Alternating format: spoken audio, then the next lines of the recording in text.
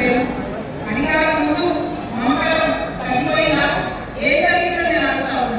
ఎందుకు ఈ మాట చెప్తా ఉన్నా అంటే ప్రేమ నాకు కూడా ఉంది. నాకు తల్లిగా సరైన విషయం. కానీ ఒక రాజకీయ నాయకుడిగా వాళ్ళు ఈ మధ్య రాజకీయ పరిణితి కోల్పోయి మాట్లాడుతూ ఉన్నారు. కేటీఆర్ గారు మాట్లాడిందంటే ఓకే అనుకోవచ్చు, కానీ పిల్లలు కానీ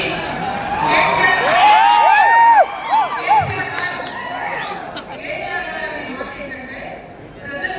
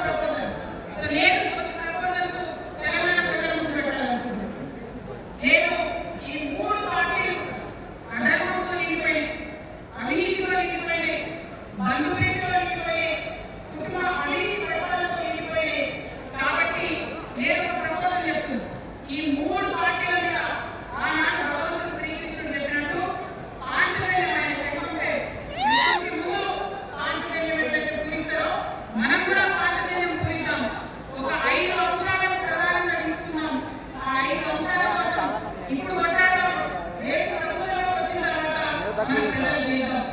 ఏ అంశాలని? మొట్టమొదటి విద్య. ఇవాళ గవర్నమెంట్ స్కూల్స్ అంటే ఆనాడు కేసీఆర్ గారు స్కూల్ పనిచేసుకుంటూ అదే రేవంత్ రెడ్డి గారు కొనసాగిస్తున్నారు. ఎక్కడ కూడా ప్రభుత్వ పాఠశాలలలో వసతులు లేవు. వాష్రూమ్ ఉండదు, వాచ్మెన్ ఉండడు, అటెండర్ ఉండడు, పిల్లలే పోయి బెల్ కొట్టుకోవాలి, పిల్లలే పోయి బాత్రూమ్ కట్టుకోవాలి, మంచి నీళ్ళు ఉండవు, భయంకరమైన పరిస్థితులు. ఏమంటే గుడి ఎంత పవిత్రంగా చూస్తామో బడి కూడా అంతే పవిత్రంగా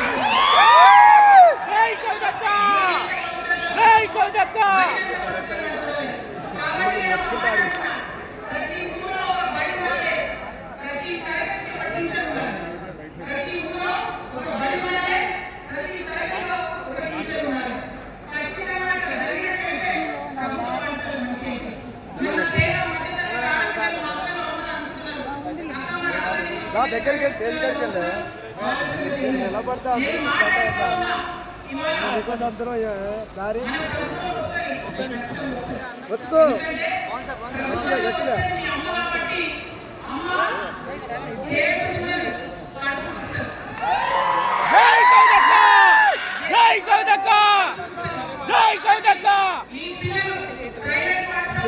చూడలే అదే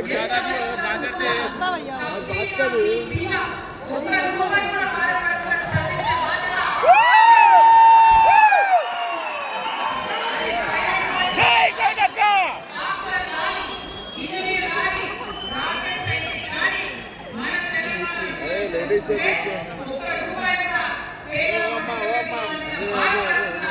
ఉచిత విద్యను అందించే బాధ్యత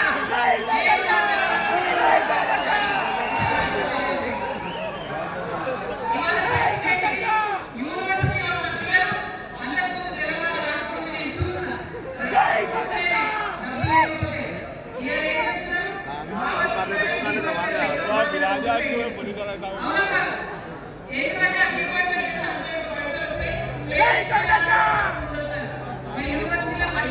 పట్టించుకోవట్లే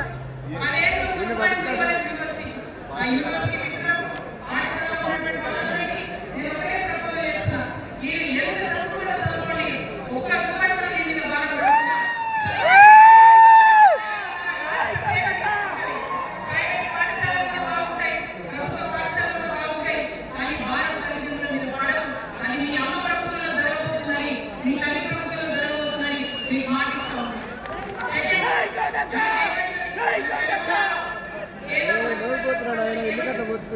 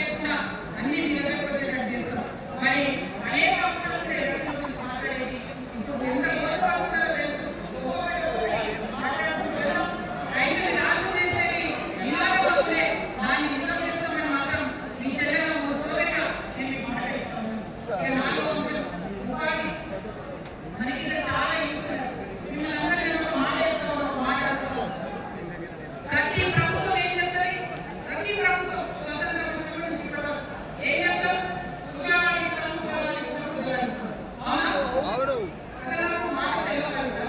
ఒక యువకుడు ఉంటే, ఒక యువతి ఉంటే నేను వ్యాపారం చేసుకోవాలన్నా, నేను ఉద్యోగం చేసుకోవాలన్నా, నేను కళారంగానికి పోవాలన్నా, నేను ఇంకోటి కావాలన్నా స్వేచ్ఛ నాకున్నది.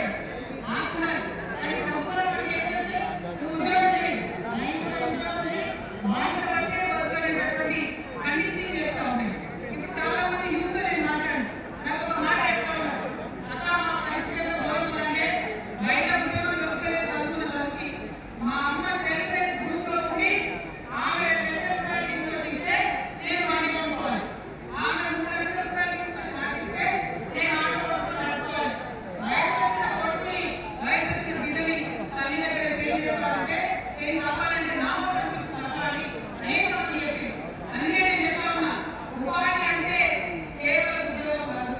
ఉపాధి అంటే మన ప్రభుత్వంలో రేపు రాబోయేటటువంటి ఈ అమ్మ ప్రభుత్వంలో 2 లక్షల రూపాయల నుంచి మొదలుపెడితే 20 కోట్ల రూపాయలకు కూడా మనకు ఈ వ్యాపారానికి సంబంధించిన ఐడియాలు వస్తే బ్యాంకులతో సంబంధం లేకుండా నా యువకులను, నా యువకులను నమ్మి ఆ లోన్ డైరెక్ట్గా మీకు ఇవ్వడం జరుగుతుంది.